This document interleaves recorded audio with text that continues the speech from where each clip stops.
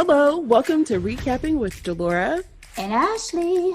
Please follow us on Instagram, Facebook, and Twitter at Recapping Podcast. Also, comment, rate, and subscribe on your favorite podcast platform. We're on all the things.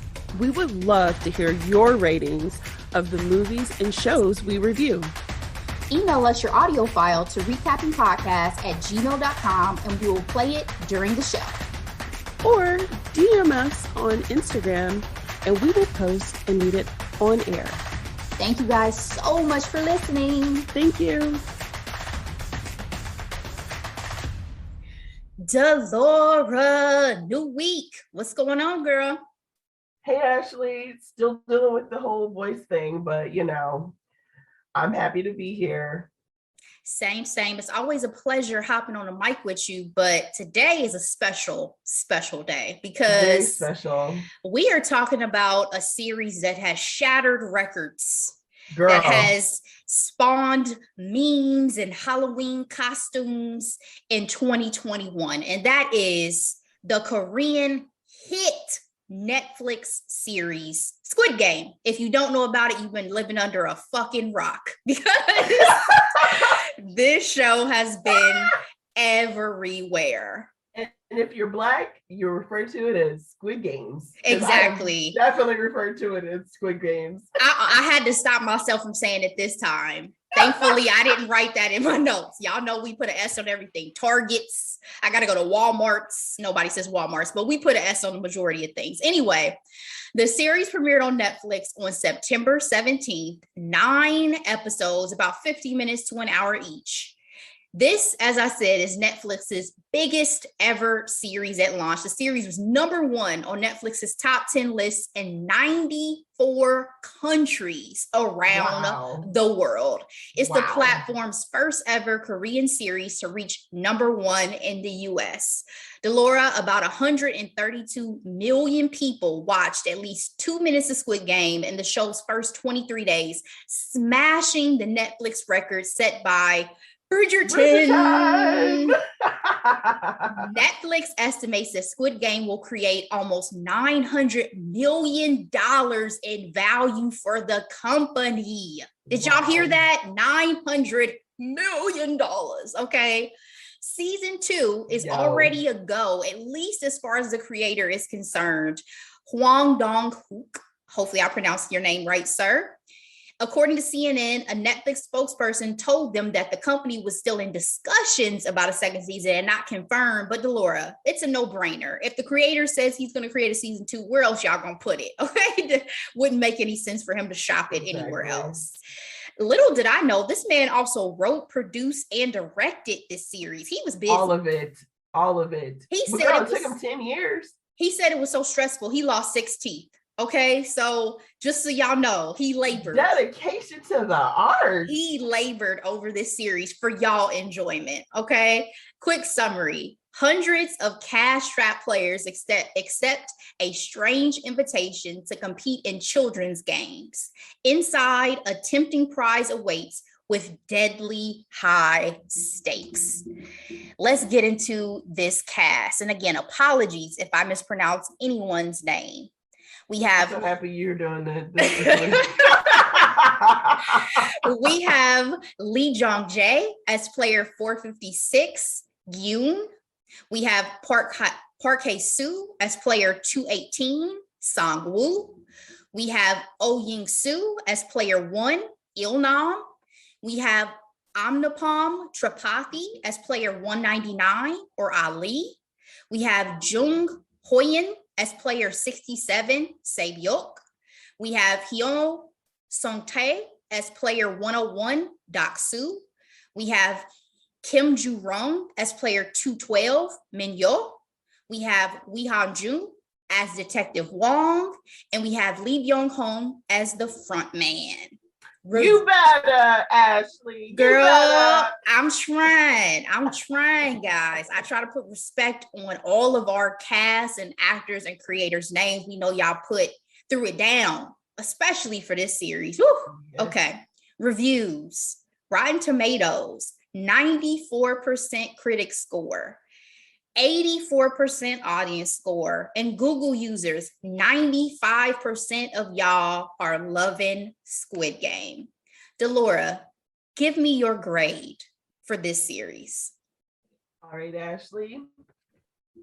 I gave this series a B+. It was really, really captivating. Like, I guess I should say this. In the beginning, it was a little slow, but once you were in it, you were in it, okay?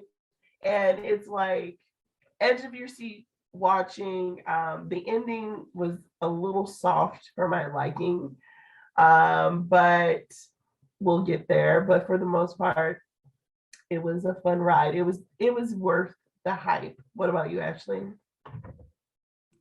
So I gave Squid Game, and I thought about this long and hard, as I do with all of my grades. This is a B- for me. And hear me out, guys. Okay. My first watch through was so nerve-wracking that I fast forwarded through many episodes just to see who survived. Okay. Whoa. My nerves were shot.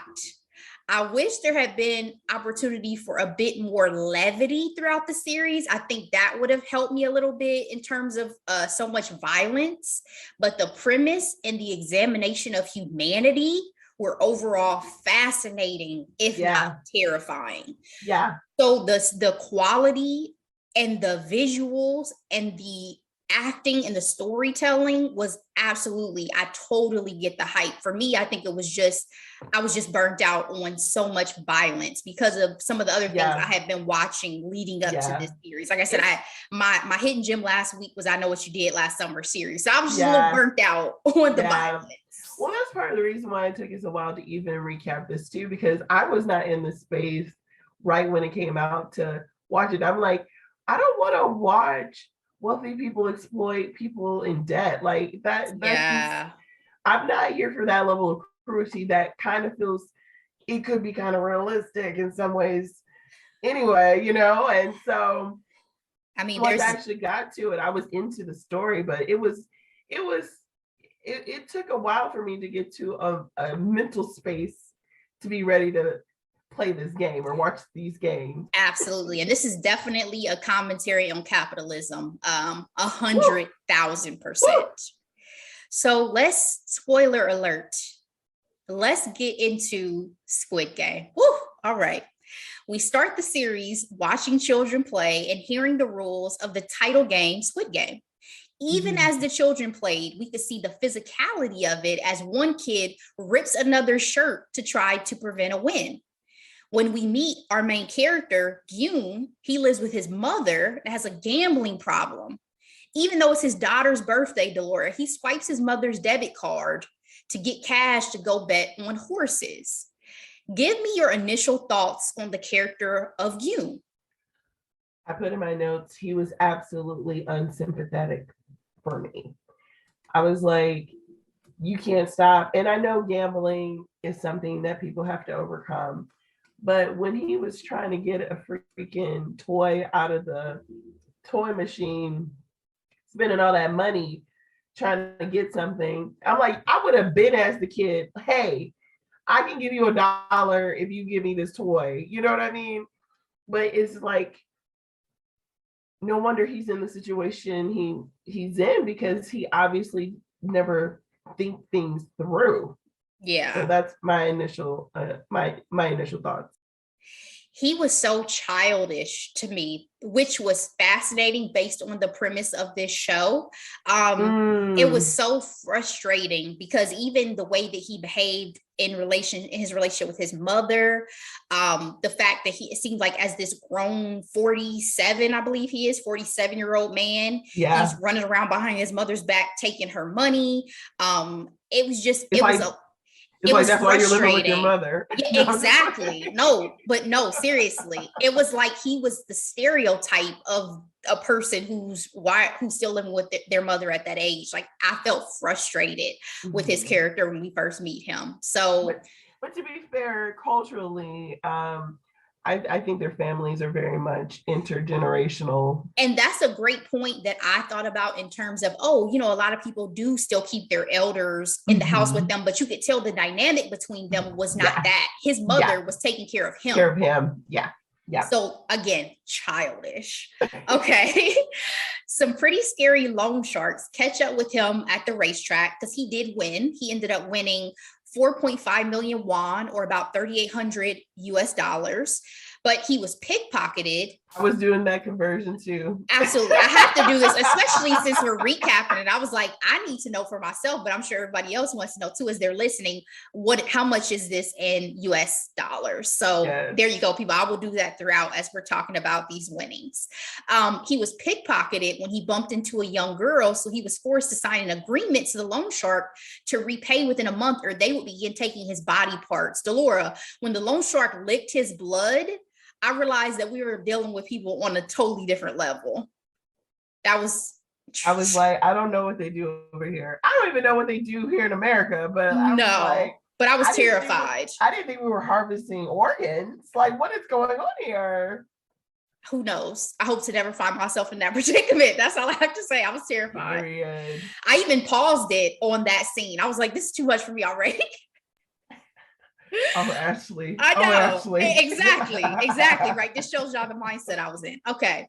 He did end up taking his daughter, because again, it's her birthday, for dinner, but it wasn't what he had in mind. The gun lighter that he gives her was not exactly a hit as a gift. What were your thoughts on his interaction with his daughter, Guillaume, and his parenting overall as we see him? So my thoughts are, she knows her daddy has problems. Like, you could tell she's at that age. I think, I'm assuming around 7 or 8 years old. You know what's up at that point. You can see the stability at your home with your mom and your stepdad, and you can see the recklessness whenever you hang out with your real dad, and he has a daughter. And with all due respect, daughters are very mature at a very young age. Yes. So you can tell she was dealing with him with gloves, right? She was like, I don't think I think you're gonna get in trouble with mom for this gift. But it wasn't a good decision. I realized that was foreshadowing, by the way. In what way do you see it as foreshadowing? So with the gun, and in terms of the game. Yes. Okay. That's and how point. It was in a kid's toy. What do you call that thing? The toy machine? I don't know what you call that machine, but you guys know what we're talking about, where it's the claw, maybe the claw machine. Yeah, the claw whatever. Machine. Yeah. That's a good point. I didn't think about it as foreshadowing, but I could see that now for sure. I got it after watching it again. Okay. Yeah, that's a good point. A stranger he meets in the subway presents Gyun with an offer he cannot refuse. They played cute, by the way. You like the recruiter guy? So cute. Yeah, he was a little hot to me as well. They played a kids game, which with each round worth 100,000 won, or roughly 84 US dollars.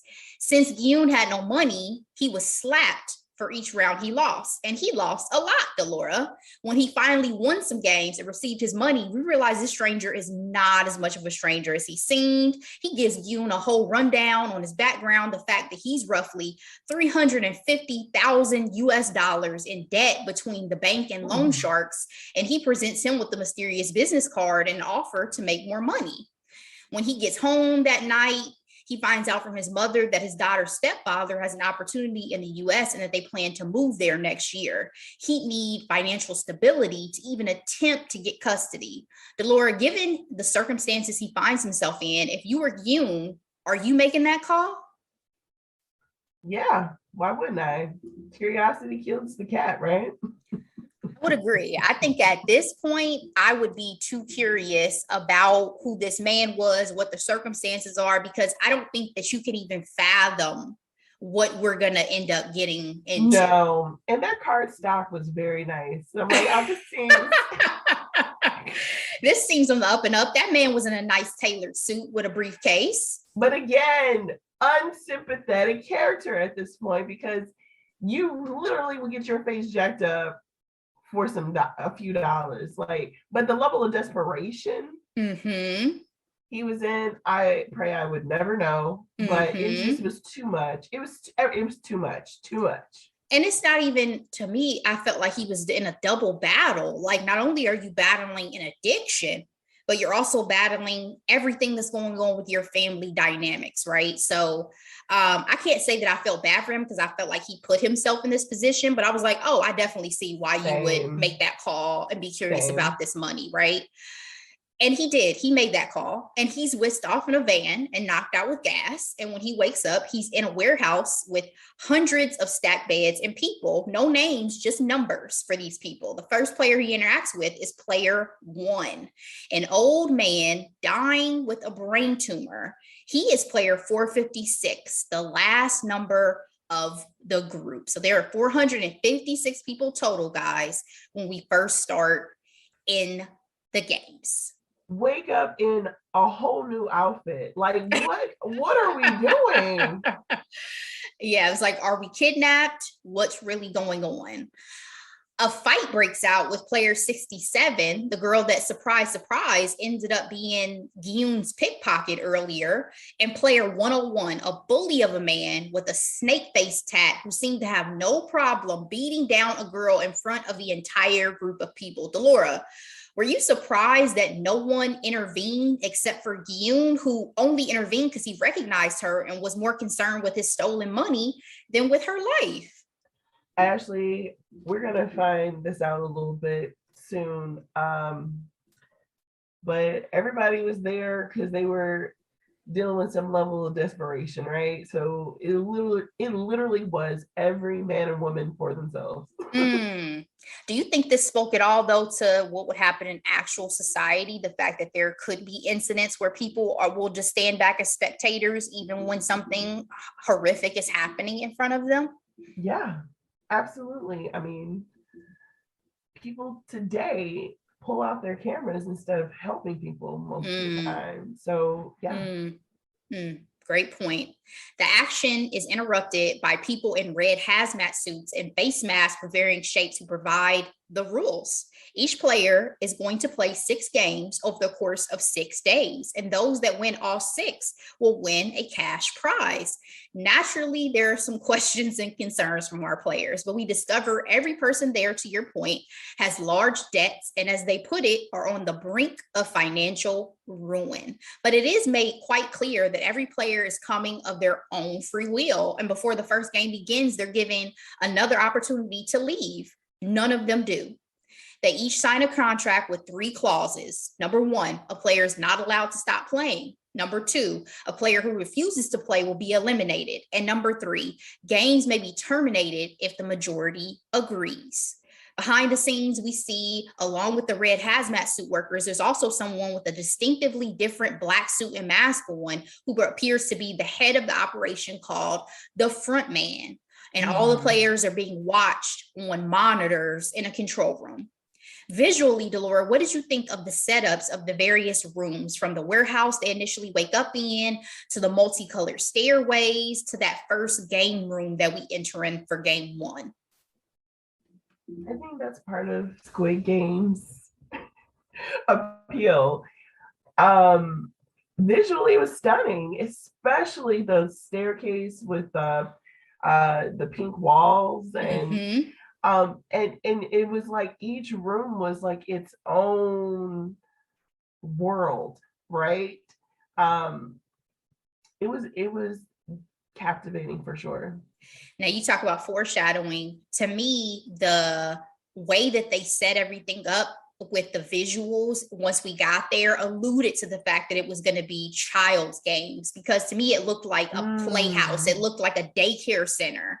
It looked like, I didn't get that right away. Yeah, that's what it reminded me of. Was like, oh, this is what it would look like if, you're going to, a playground to go pick up your kids or something like that. Like, I feel like it was so intentional in terms of making them feel comfortable, slightly to not really be fully aware of what was about to happen. So Gyun surprisingly has a friend in the game, Sang-woo, who was a prodigy in their town and went to SNU business school. Gyun had just spoken to his mother prior to coming, who thought he was on a business trip. Little does she know, right? Yeah. Game 1 turns out to be a timed 5-minute game of red light, green light. A large mechanical doll oversees the game, and those that move on red light are shot. The panic and mass shooting that ensued to start the game once players realized the stakes was understandable, but horrifying. Gyun barely survives thanks to the help of Sang-woo and player 199 that holds him still when he tripped and was about to fall to the ground. That was a moment. How did you feel after game 1 as we wrap the first episode? So this is the Hunger Games. Okay.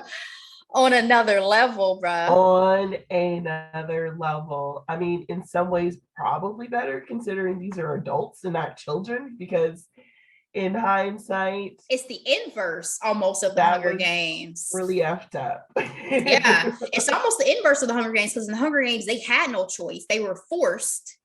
They were actually children, but they were being forced to operate as if they are grown adults, with having to be murderous with like weaponry. Yeah. But that is absolutely such a parallel that I have throughout the series is Hunger Games for sure. Yeah. I was so not disgusted is not the word, but I was so just horrified, I guess, like with what happened in that first game. I was like, what is this and what is really going on? And the fact that these people had literally no idea, it was so sad. It was so sad. It was like pigs being led to slaughter or something. Like, I can't even describe it. It was a visceral feeling I had during the first game. Right. And, again, we didn't know that. Well, I guess we did know they were going to be games, but they definitely did not say it was based off of your life. They never said what the consequences were. Yeah. But the cruelty part actually is the fact that when people die, the pot gets bigger. Yeah, which let's get into it. So in episode 2, we see bodies of the dead and dying are placed in boxes wrapped as presents and put into incinerators. Of the 456 players that began, 201 are left after game 1. The remaining players are clearly traumatized, and some beg to leave. The players decide to take a vote following game 1 to end the games, because again, that was clause 3. After being told how much prize money, to your point, was at stake, 45.6 billion won, or Delora, about 38.5 million US dollars.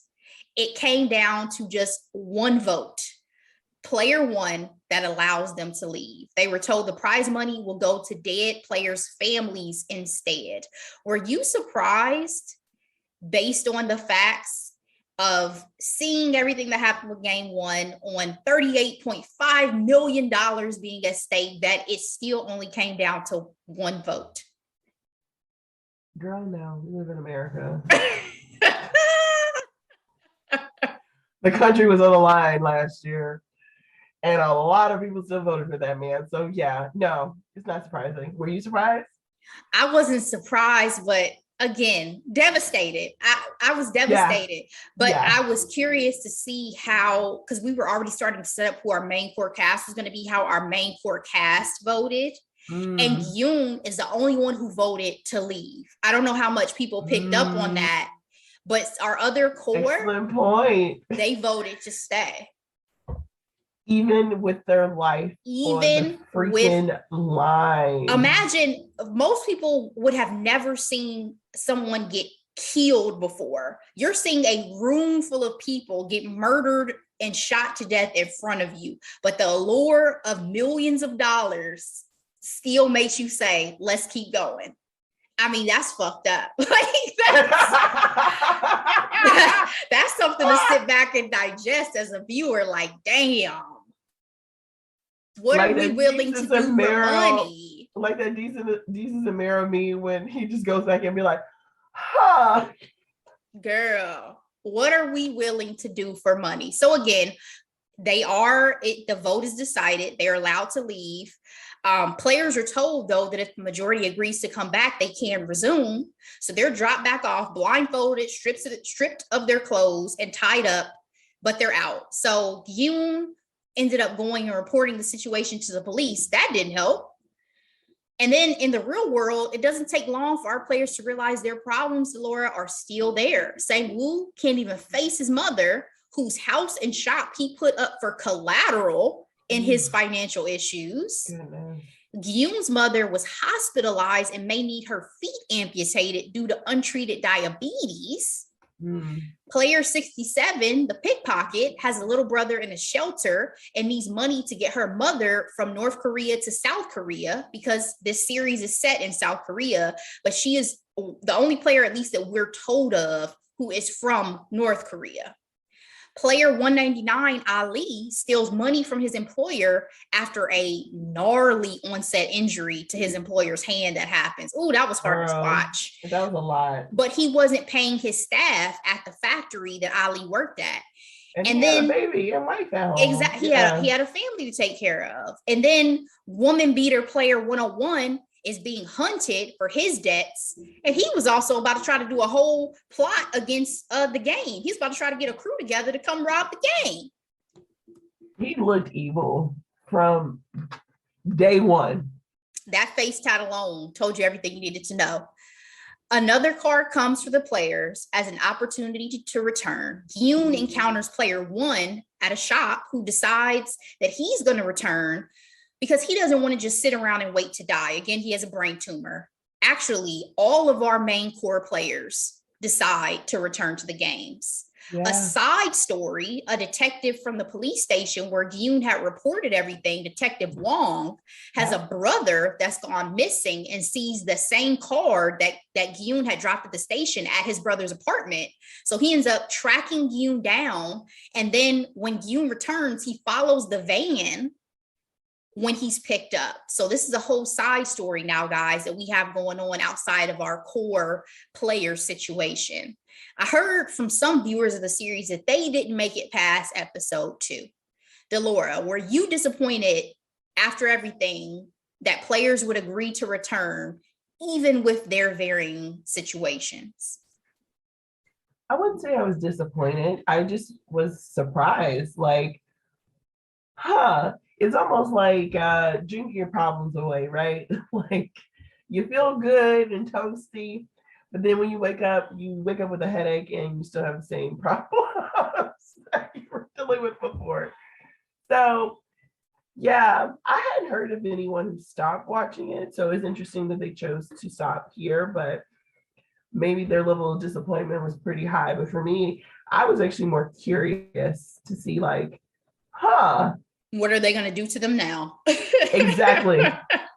What are they agreeing to go into all again, you know? Because that's the thing too, is without, we only saw one gameplay. They had no idea. If you saw all those people slaughtered, what awaits you? Like, you would rather go back to a situation where you could be tortured, you could be murdered, anything could happen to you, than to try to figure out how to survive in the real world. I mean, that's saying a lot. So we return to the games in episode 3 with 187 players of the 201 that has survived from game 1. And we see the players start forming teams.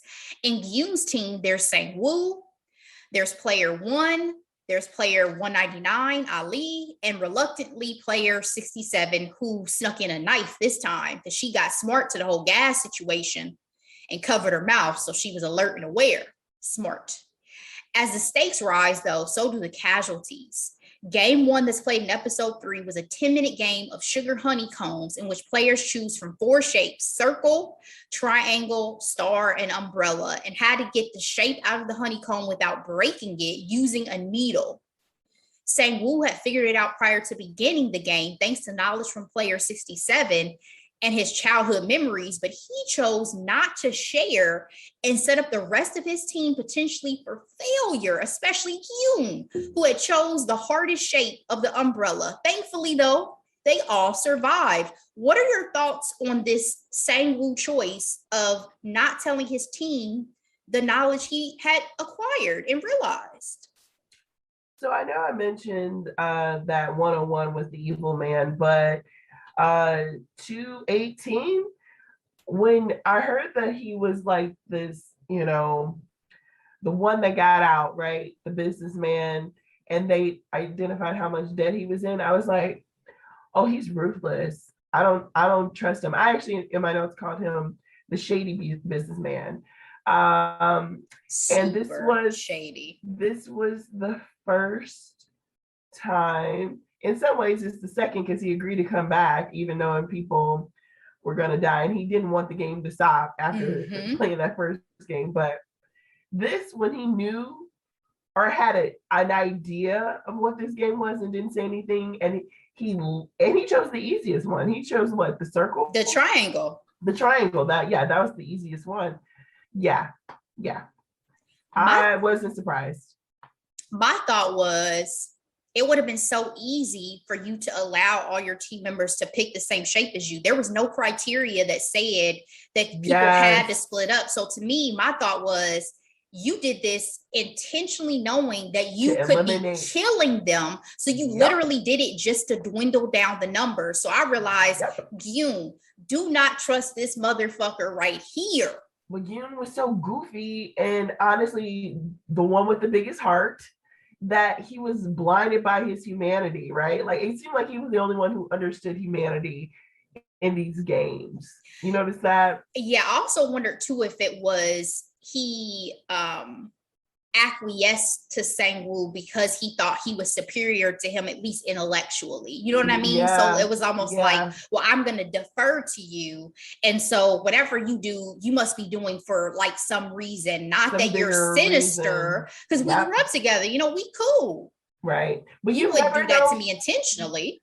It is so important because I've been guilty of that in life, where it's like, oh, well, you know, maybe they know what they're doing. They're older or have more experience or whatever. And it's like, do not discount your experience. Do not discount anything that you bring to the table, because these people are no smarter than you. Yeah. You know? Or your overall intuition. Like, what does your intuition tell you right now?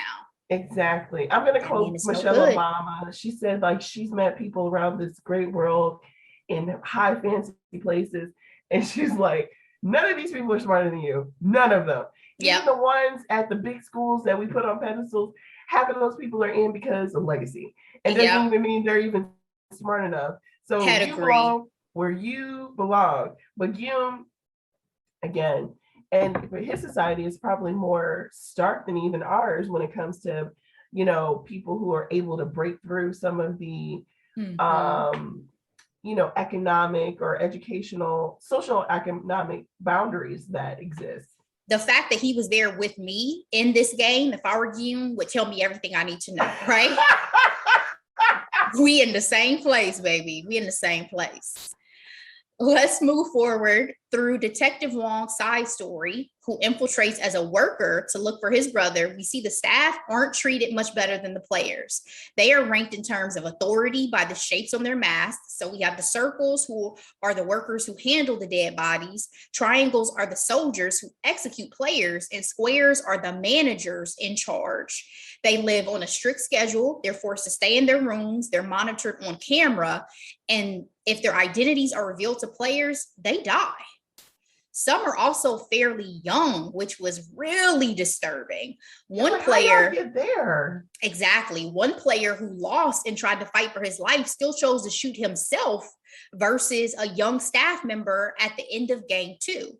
He was like, what have they done to you? You know, imagine seeing a 18, possibly 19-year-old, however old he was supposed to be, being the one who's sitting there watching these executions take place, right? So it started to make you wonder that we've seen what the players went through to get here. What did these workers go through to get here? What type of liabilities do they have, or promise of compensation that's making any of this worth it? Exactly. 34.8 billion won is accrued in prize money to start episode 4, about 3.4 million US dollars. And we're down to 108 players. The food being given is also dwindling, with a drink and 1 egg as a meal. A fight breaks out when player 101's crew goes back for seconds, and there's not enough for everybody. Player 101 kills another player, and there are no consequences. This is a turning point in the games where we, as the audience and the players, realize killing each other is not off limits. It's not. And this leads to a brutal fight to the death between players at lights out. So now, not only are the players hungry, they're also sleep deprived and fighting for their survival at all times. And Delora, it was intentional on the part of the staff to weed out the weaklings, as one player is told who's been receiving notes on the games prior to play. It turns out he's a doctor, and in exchange is helping a few select staff to remove the organs of dying players to sell. We are down to 80 players by the end of this night fight. So much chaos and violence, Laura. How did you feel at this point in the series? I was stressed the F out, Ashley. Like, no relief. But I guess if you're in this game, you're in this game until you're not, right? Because obviously it's set up for only one person to win. I think when I had that realization, it was daunting. Like, that's the thing about this show. You're on the edge of on the edge of your seat. Speaking of other projects that this reminded me of, it reminds me of what I loved about The Walking Dead. So for many years, we heard people talk about the show, and I'm just like, I don't want to watch a zombie show. You know, I'm a vampire girl. Like, if I'm going to watch something, it's going to be a sparkly vampire. Anyway, David and I finally watched it, and I realized the thing that makes The Walking Dead so good is that the zombies are one threat, but it's the humanity that was the real threat. When there are no rules, there are no laws. Who are you in a Lord zombie of the apocalypse? Flies? Lord of the Flies. You know, are you a protector? Are you, the person that's like, my life over everybody, so it doesn't even matter, everyone could go? Like who are you?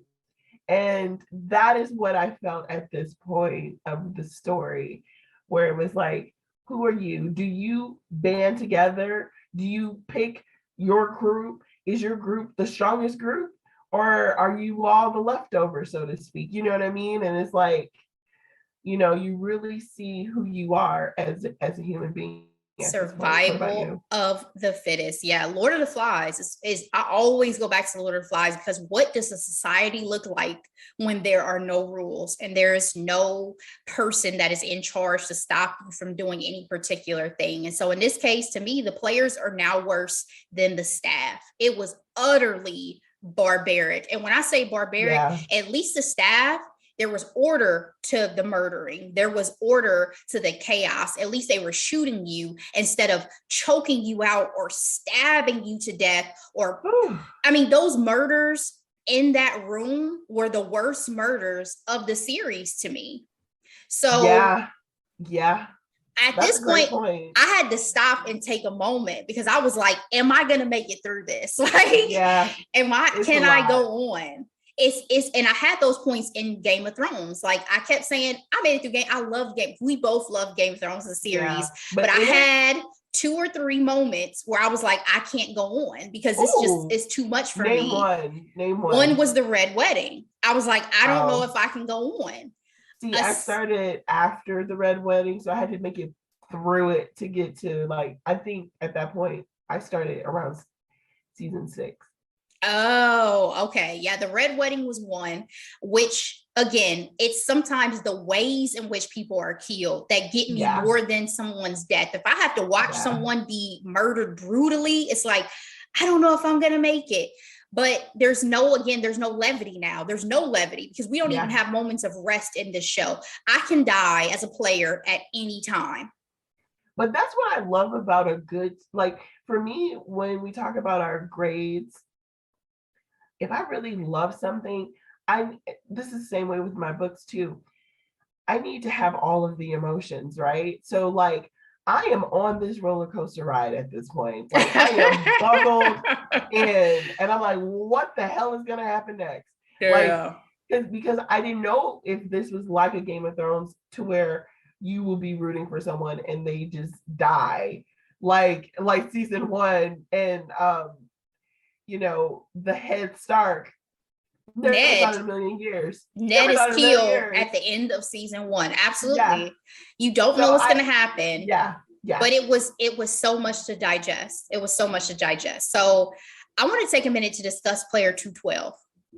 A woman who was so outspoken throughout the series, helped old psycho player 101 make it through game 2 with a lighter she smuggled in through her vagina. She secured a spot in his squad that protected her through the night fight. And she even had sex with this man in the bathroom. He promised to stick with her to the end, but by game 3, which is a 10-minute game of tug of war, literally same episode, betrays that promise. She ends up having to join Yoon's team as their 10th player. How did you feel about player 212, Mignon, and her situation? Well, first of all, I didn't appreciate how, like, in the subtitles, they kept calling her an old woman. Like, I just thought, like, is she grandma? Like, they was playing her. Like, there was some misogyny in general in the games. When you think about the way that the female players were treated and how they never wanted to be picked for anything. Yeah. That, and was she kind of crazy? Because she didn't seem like she was very sane at most parts. I'm not trying to. I don't think she was crazy. I think she was an example of someone who used different means than the majority of people to try to survive.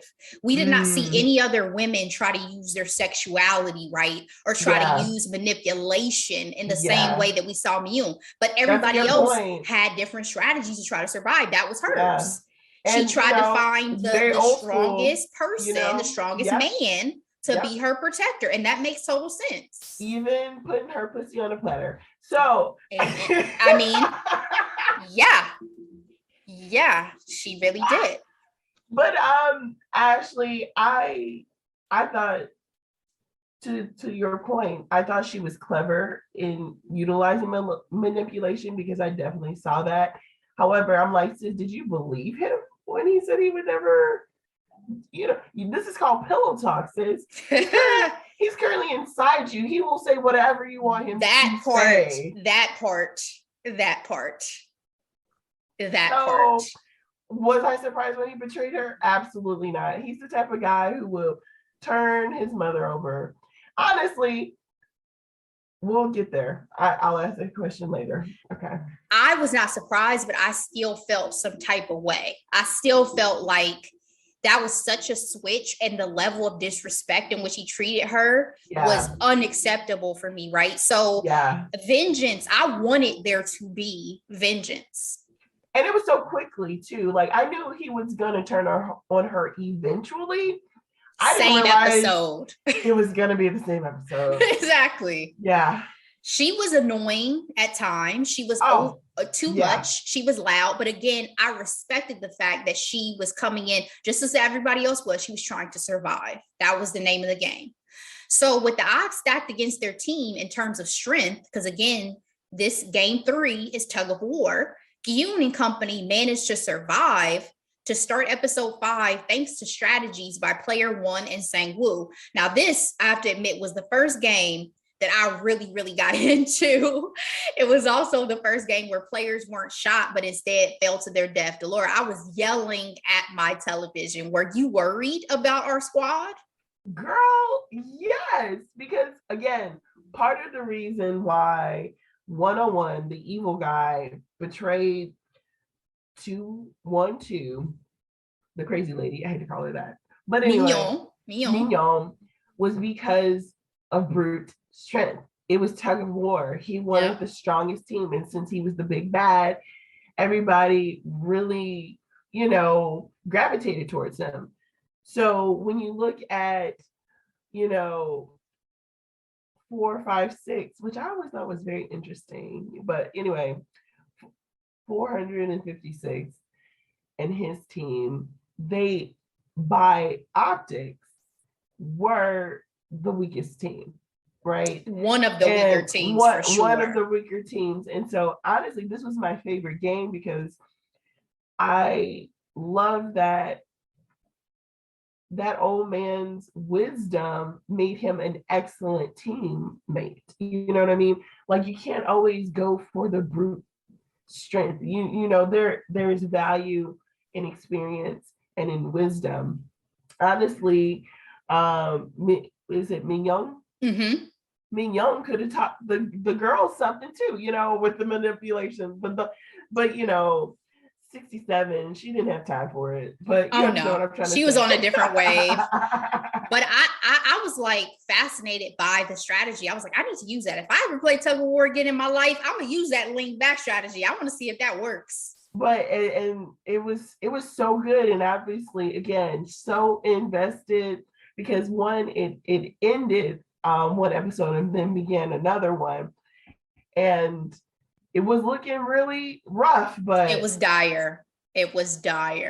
I love the point you made though about the contribution of wisdom, because again, we don't, as viewers, don't know what these games are prior, the same as the players. But to your point about player 101, he had the doctor who was getting clues in advance on his team now. So that's why he betrayed Mignon so fast, because he was already told before we get to the game room, this is about to be tug of war. So that switch flipped really, really fast. And I wanted vengeance. Okay. So in episode 5, also, the shit hits the fan with the whole organ retrieval situation, which Detective Wong had also gotten roped into. The doctor wasn't having it when the workers didn't know what the next game was going to be. And he ends up taking one of them out and then tries to escape.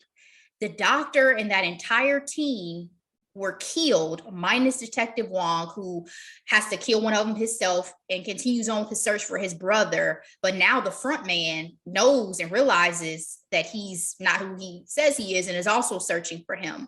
We find out they're chipped too, by the way. Like, these people are chipped, documented. Again, they are not in a much better position than the players themselves. Because again, he takes them out with no mercy. But we find out from the front man that the most important aspect of the games in his mind is equality. At this point, did it surprise you that there were any types of principles or rules that they were living by? Was it surprising? I feel like the people who created this game are psychotic enough to believe in whatever they believe in. So the fact that he was so principled, the front man, of like, no, the whole point of this game is equality, because anywhere else, you know, in the world, they're unequal. They're unequal, but you're facilitating a game where desperate people are fighting to the death for money for rich people's pleasure. You didn't see the irony in that, sir? Clearly not. But I was shocked at this whole epiphany of, this is all about equality. I'm like, so the murder doesn't matter. The atrocities that are going on with the whole organ retrieval process and all this stuff. Because remember, he said in that whole rant, I don't care if you're taking these people's organs. I don't care if you're selling them, eating them, whatever, but you're messing with the sanctity of the game because you're over here feeding the doctor clues. Like, that's your one caveat. Okay, you're really psyched. You're more psyched than I even thought you were.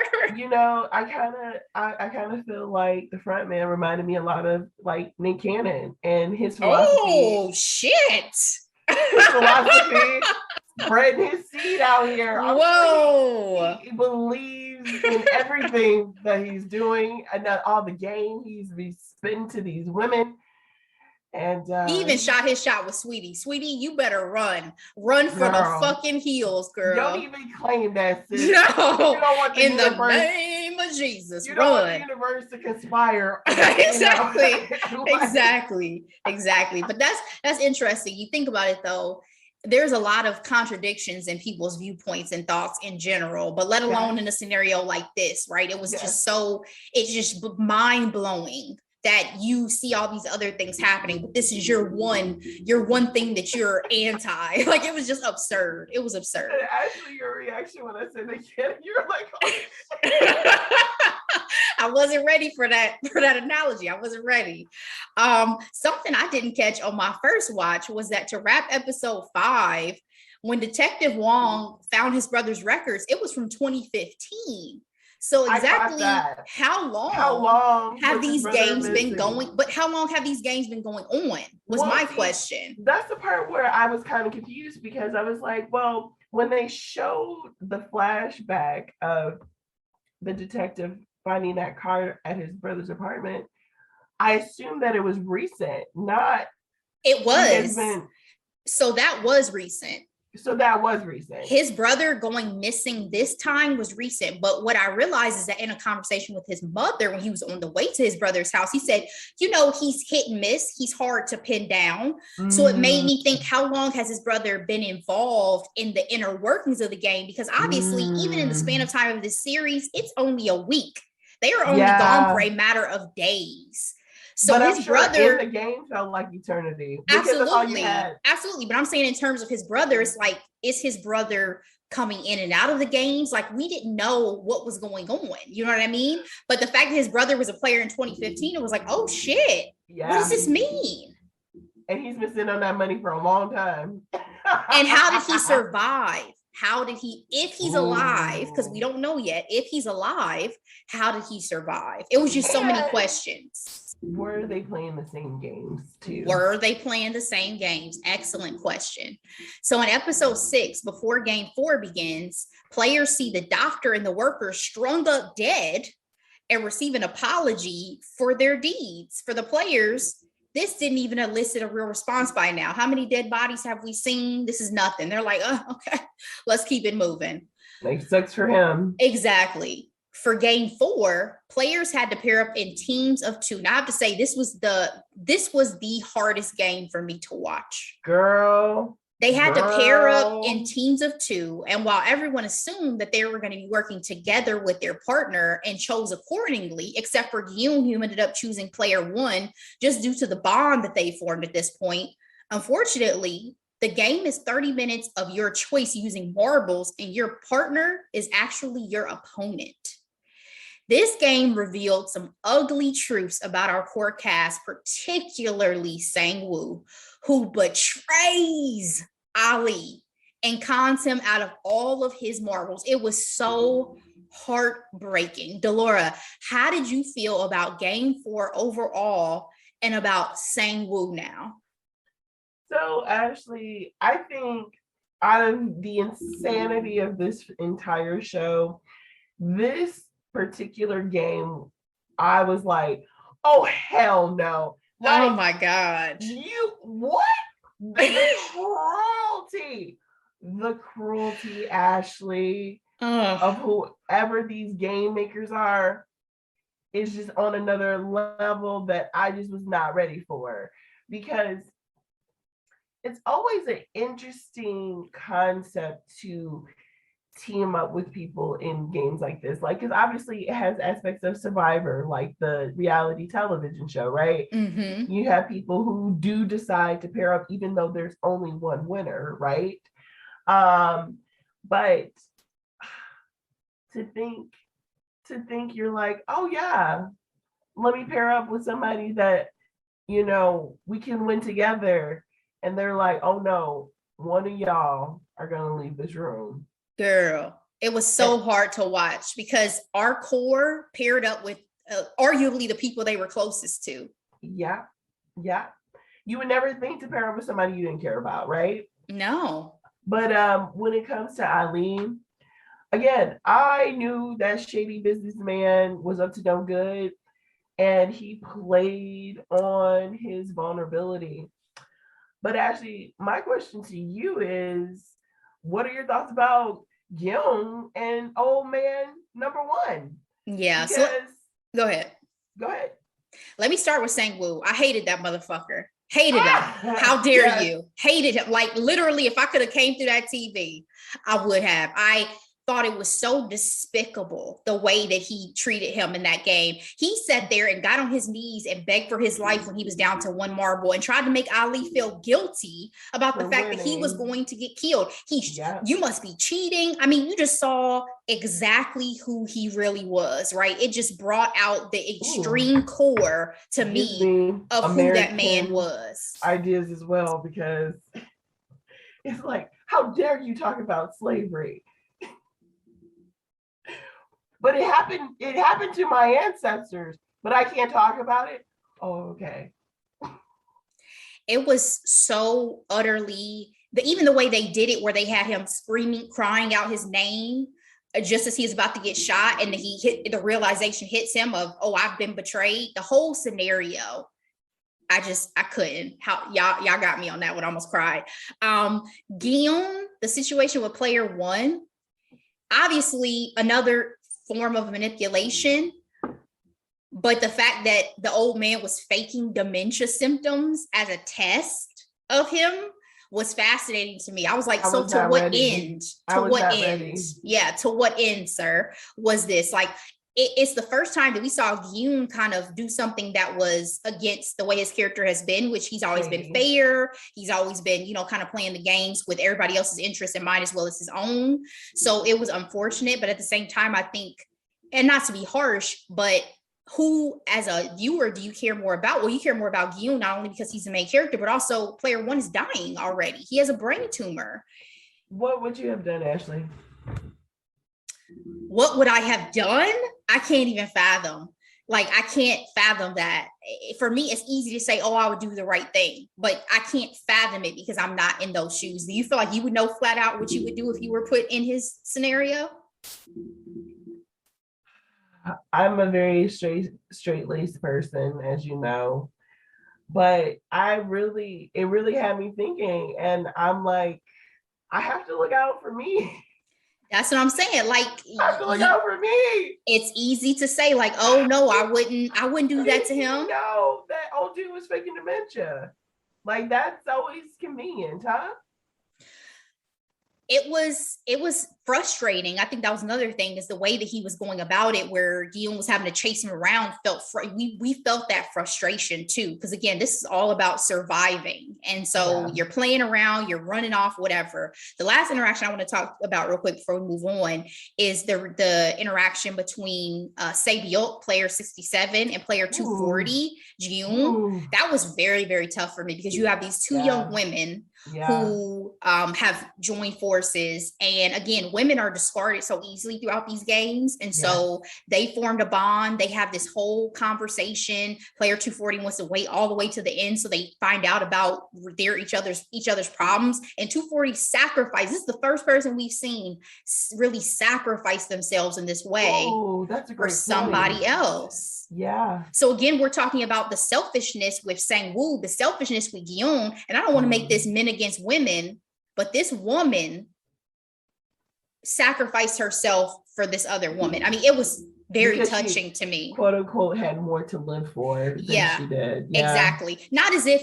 your life in and of itself doesn't have value, right? Which I thought spoke volumes too. Like, ma'am, your life in and of itself and what you could do with your life is still so valuable. So you're still sacrificing your life for hers.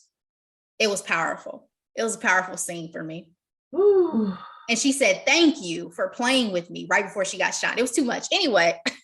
Well, and part of the reason why 456 was running after the old man is because he thought that particular play area looked like his old home. So he said. To us, it felt like you've lost your marbles. Literally, you've lost your marbles. Ooh, yeah. Got that, guys? Okay. I did. So we're down to 17 players when we start episode 7.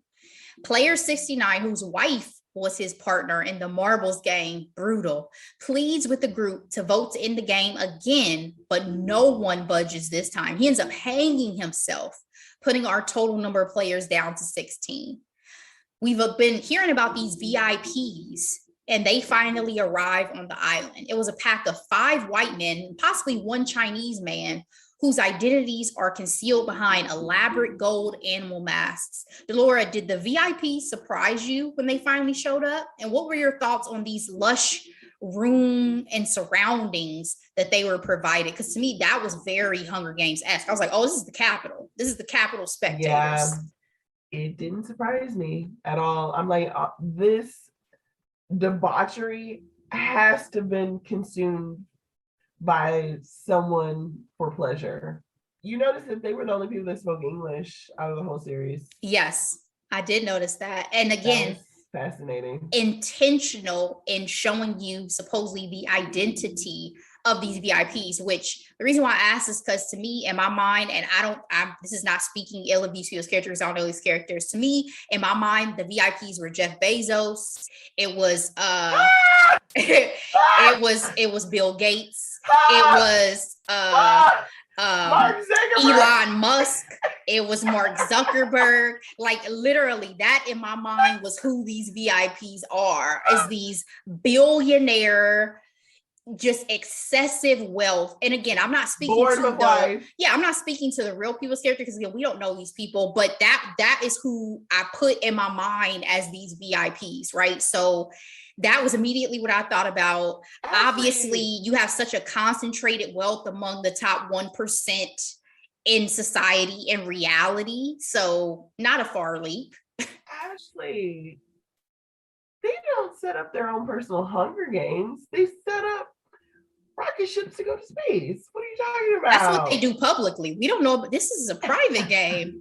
This isn't for public consumption. We don't know if these people do privately. Just like, but this also at this point too reminded me of Westworld. I don't know if a lot of our listeners have watched Westworld on HBO. That was another game derived for the pleasure of these really wealthy people. And in that they participated, which I'm going to get back to as a parallel too. Like they participated and did horrible atrocities to robots, right? So it was another series that I had a parallel for in this scene.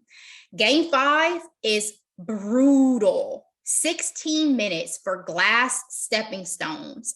Having chosen a vest to decide order, the players must make their way across a bridge with tempered and normal glass. You choose normal glass and you fall through and die. Player 212, Myung, took out herself and player 101, Doc Soo, which was wild, Delora. Epic and much needed. He had decided he wasn't going to continue. That's one reason why she took him out, but also she told him she was going to kill him for betraying her. Did you expect for her to kill them both? Because for me, I was like, that was some straight G shit right there. Epic. So, he should have known you do not scorn a woman, okay? She will do any and everything to get you back. Did I expect her to kill herself? No, I didn't, but she did what she had to do. The fact that he felt like he could bully people from the front, sir, how much power do you think you really have? Seriously. Again, I don't want to make this battle of sexist, but to me, it was yet again an example of a woman not showing the same level of cowardice as some of the men players, because she was willing to sacrifice herself also to allow the rest of the players to survive. Had she not done that, everybody else may have died. All the women have sacrificed themselves at this point. Just something for y'all to think about is all I'm saying. For thought. Exactly. One of the VIPs took a special interest in Detective Wong, who'd taken another worker's uniform.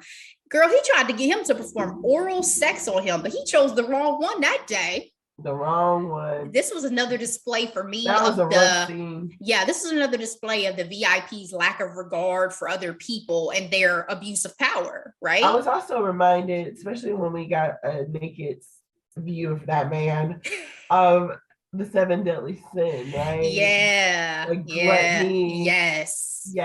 It was just gross. It was. Only Sang-woo, who killed the player before him as well, again showing his ass at every turn.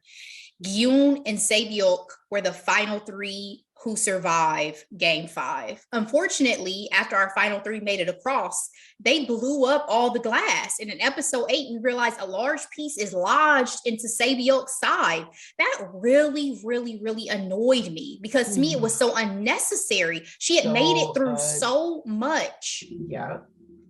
That's the level of cruelty is just, I mean, at this point is redundant to say, but it was too much. Was it worth it? Was it worth it? I was heartbroken when she went to the bathroom and we saw that happens. I was like, oh, she's gonna die. Like there's no way for her to survive, was what I thought.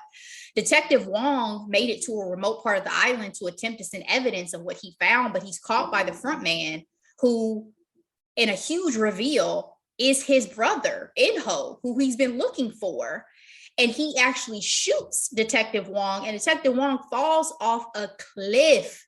Delora, did you expect or anticipate this reveal? I called it.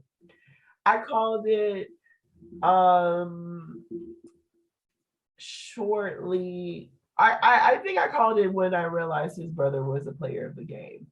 And I say that because I also connected the dots of, again, to what we were talking about earlier, the principle of the game. Like he felt like he believed in this game so much that, you know, you can harvest people's organs for money, but don't F up the schedule. So, you know what I mean? Girl. So I thought it was interesting that he shot his brother, I believe, in the shoulder. So I don't think it was a kill shot. So the only thing that can make it a kill shot is the fact he fell off a cliff and he has nowhere to go. So, you know. And it might, you know, falling in the middle of the ocean, only using one arm may be a little difficult as well. But I wasn't surprised that the front man was his brother. I was surprised at the events of the front man being so callous towards him because, again, Detective Wong had mentioned the fact that his brother gave him one of his kidneys at one point in their lives. So obviously they were close and obviously they had a relationship, but the games change people clearly. And at whatever level his brother is now at, his brother is probably not the same person that he knew. So no, not at all. Yeah. So again, I just needed more backstory. Now I'm even more curious. Like the survival ring or the special town, the survivors of the Hunger Game in that story. All those people were miserable people. It wasn't even, you know, they lived in these beautiful homes, but they became alcoholics, or you know what I mean? Like, because how can you, Hamish, how can you move on with your life after what you saw and experienced? Like survivor's remorse in some way. So either you break down or you push through and become indoctrinated with it, you know? Yeah, like you fell in love with your captors, whatever that syndrome is called that I can't think of right now. Stockholm. Thank you. Our 3 remaining players are treated to a fresh soup and finally a good meal with their knives left behind. Gyun realizes I'm sick of these people. I'm so sick of these people. They set up death at every turn. Gyun realizes Sae-byeok is dying, and while trying to get her help back in the players' room, Sang-woo stabs her in the neck. Delora, I was livid. Livid. Do you hear me? Because you didn't mention he was pretending to be asleep. I don't even know if he was pretending, because maybe he really did fall asleep. But when you have Gyun go and start banging on the door, maybe old dude snapped back up. And then he was like, oh, this is my opportunity to go kill her. But what I also didn't mention was Gyun was about to kill him. And Sae-byeok stopped him not to. And said, listen, this is not you. Yep. And yes, was she probably going to die? Yes. But why did you feel like you needed to be the hand that murdered her? At this point, I was like, yo, I'm ready for you to go. I've been ready for you to go. She was going to die. He did not have to do that. He did not. And I just thought it was it speaks to Gyun's humanity and his heart that even 67 was like, no, don't do it. You wouldn't be able to live with yourself, right? Like, this isn't who you are. Yeah. And yeah, let's get to our finale, because we had episode 9, girl. And it's time for Squid Game. Comes down to Gyun and Sang-woo. This violent game of Squid Game ends with Yoon deciding to quit when he has the opportunity to win, but Sang-woo stabs himself in the neck so that Yoon can win. Now, given everything we've seen Sang-woo do, was this sacrifice, did it change anything for you, and were you sad at all when he dies? Does it change anything for me? No. I feel like the only reason why he sacrificed himself, so he's the first guy that sacrificed himself, right? Because he couldn't win. And I think he's pragmatic. I think, I call him shady businessman, but I think he might consider himself pragmatic, and he is very calculated. So it's like the goal is to be the only one, even though these people are quote unquote my friends. I got to do what I got to do. So I'm the only one left, right? I am number one. Okay, sorry. That's a deep cut for you, for the young ones. But I'm not gonna lie, I'm screaming at the TV again, like, sir, finish him. Girl, Mortal Kombat. Mortal Kombat out here. I did not appreciate the fact that he was able to take himself out. Because again, after everything he had done, I was pissed at this man. So for him to give this ultimate sacrifice, I still want you to take care of my mother. To me, it was probably more about you taking care of your mother and you wanting Yoon to feel guilty and give her probably some of that prize money than it was about you caring about Yoon himself. So miss me with that. I wasn't sad. I ain't shed a tear. I ain't feel no type of way when that man died. No. And honestly, the other reason why I was telling Yoon to finish him, yelling at the TV as I was,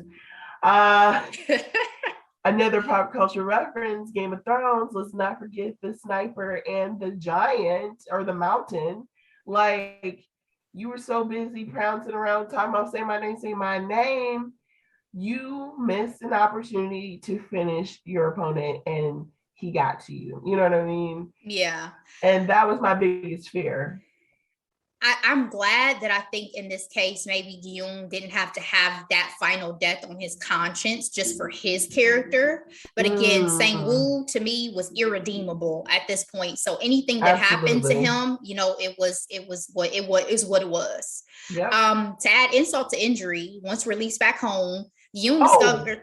One more thing. In some ways, he probably also did himself in too, because it was just between him and his childhood friend, right? So it's like at the end, at least he knows where the money would be going to, you know what I mean, versus anyone else in the game. He's hoping too that Guillaume take care of his mother, but unfortunately, what I was about very to selfish. What I was about to say was Guillaume, when he gets back home, discovers his own mother dead. So heartbreaking. That was one of his reasons for wanting to win this money, was to help his mother.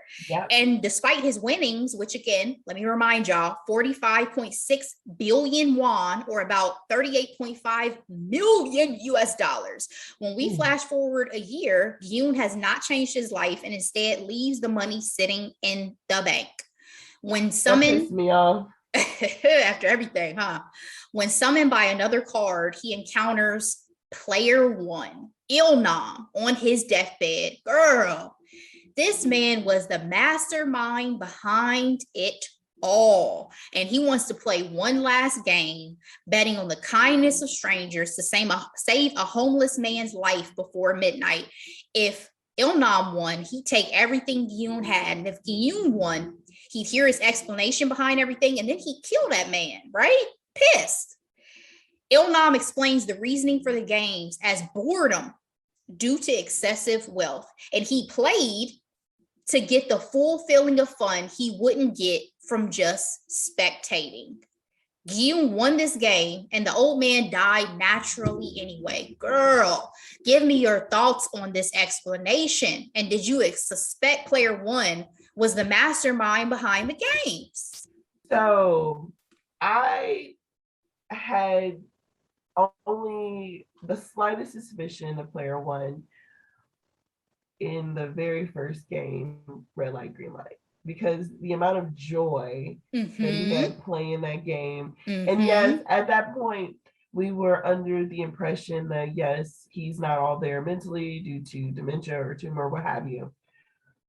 But it was just something about it that I'm just like, this is odd. This is odd. 1,000%. 1,000%. But to see him at the very end, you're automatically go back and realize we never really saw the person shoot him. Yeah. Right? Mm-hmm. We never really saw the old man that the front man was talking to. I think his mask was like a rabbit or something like that. Yeah. So, you know,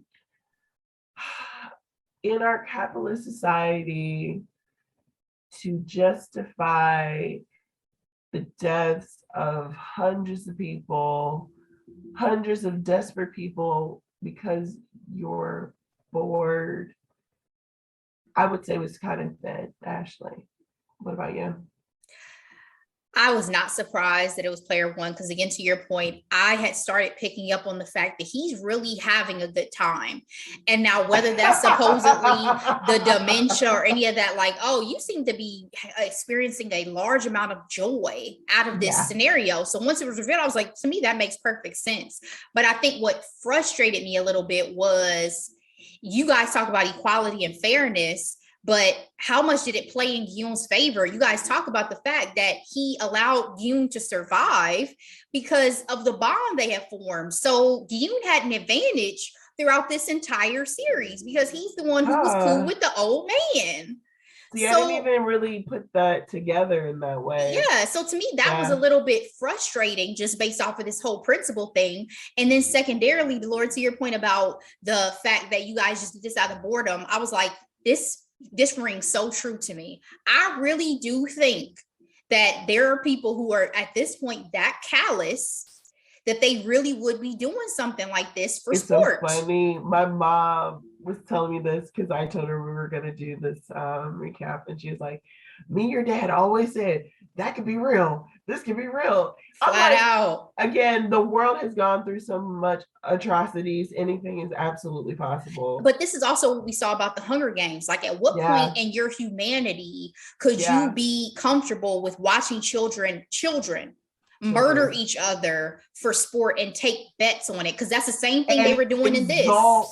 And exalt the winning child. That is some effed up stuff. Yeah. So at what point in humanity have you reached? But I do think that this rings true, that this can really be happening. And you said your mom, my mom always says, nobody has this good of an imagination. She says that about everything. She's like, nobody's imagination is this good. Some of this has to be some level of truth in everything. I really like that because it makes me think about the scripture that talks about nothing's new under the sun. Mm-hmm. So yeah. Mm-hmm. Mm-hmm. I mean, think about it. Gladiators, duh. And I couldn't even the film Gladiator with Russell Crowe, the scene where he goes back and his family is strung up. That's one of the most traumatizing things I've ever seen on screen. Oh, that was horrific. So yeah, absolutely. Putting people to battle for sport is not new, right? So let's wrap this up. The red hair decision on Yoon at the end, I wasn't feeling, but that was a choice. Yeah, that was a hard choice. But he does help save Yeok's little brother Chol as promised and give Sang-woo's mom a suitcase full of money. He was about to hop a flight to LA. This is the controversial ending that even LeBron had something to say about. He was about to hop a flight to LA to visit his daughter, but encounters the guy, the recruiter Bay, who he originally played with in the subway, and he's still out here recruiting. And so he gets angry. He gets the card from the guy who was playing, and he calls, and this sets us up for season 2 because Yoon is not resolved to just move forward with his life and not seek some level of retribution for what happened. He said, I am not a horse, right? So it seems like in season 2, he's about to go after these gang runners. So my final question, you kind of answered already, but I was curious, did you foresee any way that more than one player would have survived this game? And then just give me your final thoughts as we wrap up. No, only one was going to survive. I expected that. I had that expectation while watching this as well. As far as my final thoughts, it's been hard to watch shows and movies like this in recent years. I should say post-COVID. Mm-hmm. I feel like as I'm getting older, I'm not as callous as I used to be, I guess. I mean, even our conversation today, and I was obsessed with the Hunger Games. Like that was, book 1 and 2 are my favorite. Love the movies, but thinking about it now, children killing each other, very, very hard pill to swallow. And watching this was again a hard pill to swallow, and I really had to be in the right mental space to watch it because it's a lot. It's a lot. And I think it's also different because again, we're both huge fans of GOT and we can handle that level of brutality watching something in fantasy or some type of period piece. Right. But this is technically present day. So watching something like that kind of adds another layer that makes it hard. And I'm like, where's the humanity? That's such a great point because GOT to me is like, this isn't present. This isn't today. Whereas this, I'm like, I see so much of everything that's happening now in the series. And so it's just very hard to sit through. Again, points that I was like, if we had not been recapping this series, I don't know if I could have made it through in one sitting and let alone two, because we do watch things twice, guys. So I watched this ish twice. And my final point is South Korea and their film and television, they are on a hot streak because Parasite, this gave me major Parasite vibes, and not because it was Korean. It's the overarching commentary on capitalism and what it does to society, the haves and the have-nots. Yeah. And I mean, it's rough because, it makes the haves look like they are not responsible with their money at all because everything is for their pleasure, right? But I mean, it kind of is at the same time, right? They just show very extremes of that concept. And, I don't know what's going on with America and us consuming these projects as well. That's scary. That's what scares me. Yeah. That's what scares me. I appreciate that. I think that I agree too that there was no way that more than one player was going to survive for two reasons. One is because of the way they set up the games, like the fact that the game of marbles was set up with you having to go against your partner, set it up to me where even if you trusted anybody, that trust is now broken because you probably had to kill off the person you trusted the most. And then just the sheer brutality of the games, because Squid Game, the final game, if more than two people had played that game, and even if you had four, there could have been two people on offense, two people on defense. So two people on offense could have won, but you guys took out and pitted everybody against each other such that I agree. I don't think there could have been more than one person that survived either. But overarching final thoughts for me is, to your point, the commentary on humanity broke my heart because I do think that there are so many levels of this in reality. And I do think that there is a possibility of things like this existing. And what does that say about us? Like, I've heard so many times that we're both God-fearing people that, humans are the worst creation that God has ever made. And that is just devastating every time. But then you watch things like this and you're like, we don't necessarily do what is in the best interest, not only of other humans, but also sometimes the best interest of ourselves, So it's just hard. Sometimes these are hard pills and lessons to swallow. I know it's just entertainment, but guys, but there's reality in it. Ashley, I actually never heard that comment before, so I'm literally heard that so many times. But then the other part too is so to the point I was making earlier about like when I watch a show, I like to be immersed in it, and I have all types of emotions. And I talked about buckling in for a wild ride, but it really made me do some critical thinking of like, what would I do if I were in that situation? And when a show is able to do that, that's how I know it's well done, So I was going to say, as a final point to that yes, that's why I think it got even the B- that it got for me is that clearly it's a great show if it's making us think this deeply. And then I read afterwards that the creator went through a very hard time financially himself. And that's where this concept kind of came from. And it made him wonder what he would do in this scenario. So not to be, super dark with it. It was entertaining as hell, obviously. And that's why it's been so popular. And so he ain't broke no more. Well, he said he's not as rich as the players in Squid Game who would have won the cash prize. So Netflix, hopefully his season 2 deal is a little bit sweeter than his season 1 was. So and all of his projects are on Netflix now too. Let's move into Hidden Gems, guys, because that is it for our recap of Squid Game. What you got for Hidden Gems this week, Delora? I have one gem this week. It is a new sitcom on Netflix. So Netflix is getting a lot of play today. It's called Pretty Smart. It's starring Emily Osment. You know her from Young and Hungry. She's also the sister of I see dead people. Anyway, and then of course from the generation who watched Hannah Montana, she was the best friend.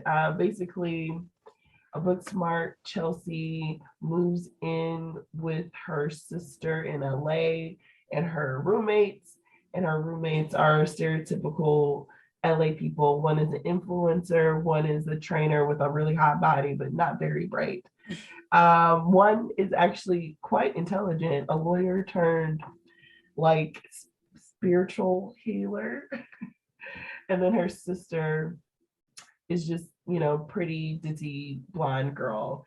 But basically it's like a Harvard educated woman from the East Coast moving to West Coast with a lot of quote unquote hippies and seeing how she survived. And it's a lot of fun. Of course, there's a love triangle. But I watched it literally in a day and it was a lot of fun. So if you want a light watch, you want to watch good looking people and have a good laugh, it's something to watch. Pretty Smart. What All about right. you, Ashley? Especially following Squid Game. All right, my 2 this week. My first one is called Breaking News in Yuba County. This is on Hulu. This is a really offbeat comedy that I never heard of this. I hadn't either. Is a 2021 film starring Allison Janney. Surprisingly stacked cast: Regina Hall, Mila Kunis, Wanda Sykes, Samira Wiley. Like I just wasn't expecting it. And the premise is a woman kind of gains some level of fame after her husband goes missing. So I don't want to give any spoilers. There's more to it than that, but it was a interesting offbeat comedy that I just enjoyed as a quick watch on Hulu. So check that out. Breaking News in Yuba County. My second, I realized I haven't mentioned, which I'm shocked because I loved it. Savage by Fenty Volume 3 on Amazon. Guys, this is my favorite of her shows thus far. The music and the choreography were insane, as were the concept and the visuals, with performances by folks like Normani, Jasmine Sullivan, Ricky Martin, and Nas. It was spectacular. I cannot wait to see what she does with her next show. She's like, I know we got to make it bigger and better every time. And I'm like, girl, you really outdid yourself with this one. Oh, this is absolute like hit. When I tell you I got so into it, I was like, I'm about to watch this again. And then he played Remy Ma Conceited in it, which I didn't even remember this song. And I listened to this song still on repeat right now because of how much I loved it in the inclusion of the show. So not that the song itself isn't a bop, because it is. I'm just saying it's old at this point. Absolutely a bop. Yeah. So that's Savage by Fenty Volume 3. The other 2 volumes are on Amazon as well, but check that out if you haven't. And guys, that is it for us today. I know we ran a little long, but there was a lot to discuss with Squid Game. So we hope you enjoyed. It's the #1 show. Exactly. We had to give it its due justice. So we'll see you next time for Headlines and Hot Topics. Guys, enjoy yourself. Be blessed. We'll see you then. Take care. Bye.